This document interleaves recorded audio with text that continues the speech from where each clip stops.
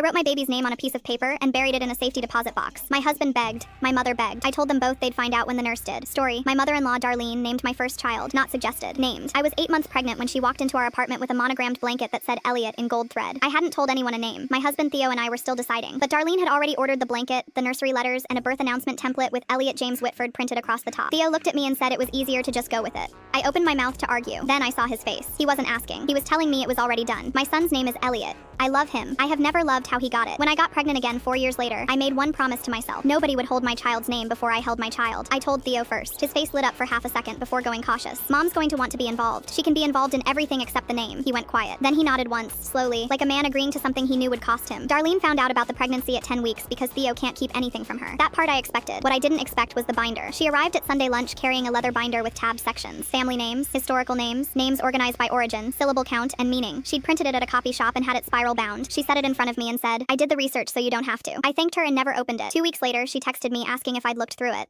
I said I'd been busy with work. She texted again the next day. And the next day. By week 16, she started calling Theo directly. He'd hang up and relay her suggestions like a hostage reading demands. She thinks Callum is strong. She likes Archer but worries about nicknames. She said we should avoid anything longer than 2 syllables because it won't fit on a jersey. I let him finish every time. Then I said, the name isn't up for discussion. At month 6, Darlene invited me to lunch alone. She ordered for both of us before I sat down. Then she pulled out her phone and showed me a custom needlepoint she'd already commissioned. It said Hollis Whitford inside a border of small blue stars. "I haven't committed to the frame yet," she said, "so if you want different colors, there's still time." I looked at the needlepoint. I looked at her. "You should get a refund on that." Her smile didn't move, but her eyes changed. "I'm trying to help you, Lenore. You're trying to decide for me." Again. She picked up her fork, cut into her salmon, and didn't speak for the rest of the meal. That night, Theo sat on the edge of our bed and said his mother called him crying. "She says you humiliated her." She showed me a finished needlepoint with a name I never chose. He rubbed his face. "She means well." She meant well with Elliot too. And I never got to name my own son. He stared at the floor for a long time. Then he said, "What do you need me to do?" "Hold the line with me." The next morning, he called Darlene and told her the name was between him and me, and she needed to stop. She didn't stop. She sent a card to our house addressed to baby Hollis. She bought a stocking with Hollis embroidered on the cuff, even though Christmas was 5 months away. Each package I opened, I set aside without a word. Labor came at 2 in the morning on a Tuesday. Theo drove with both hands on the wheel, his jaw tight. In the parking lot, he turned to me. "I need to know, before we go in." I looked at him. This was the first time he'd asked directly since month 3. "Josephine,"